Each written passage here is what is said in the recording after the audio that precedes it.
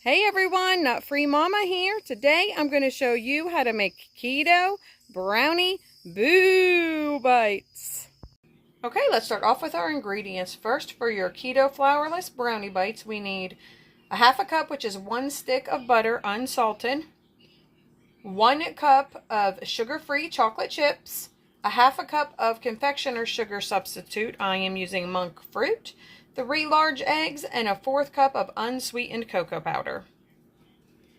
Now for our ghost, our little cheesecake ghost, we need an 8-ounce container of cream cheese softened to room temperature, 3/4 cup of heavy whipping cream, a 1/4 cup of monk fruit sweetener, just the regular, 2 scoops, which is about a 1/3 cup of some kind of protein powder. I'm using vanilla, 2 teaspoons of vanilla extract, and then we'll need 48 of the sugar-free chocolate chips because we are going to put eyes on our little ghosts.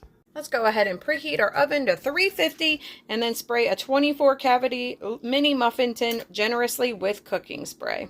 Add the sugar-free chocolate chips and the 1 stick of butter to a microwavable safe bowl, and we're just going to melt that in 30-second increments until it's nice and smooth. Be sure not to burn it.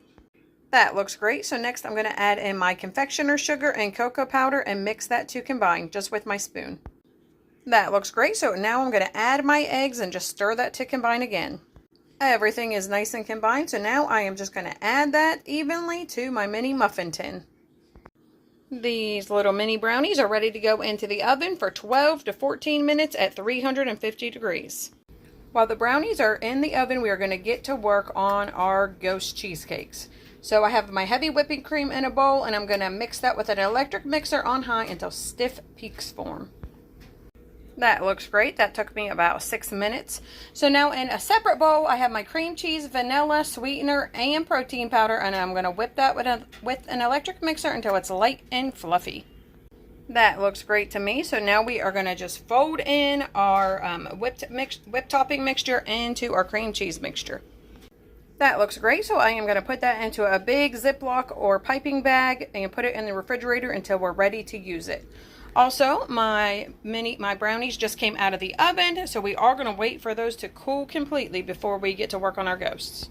All of my little ghost boo brownie bites are finished.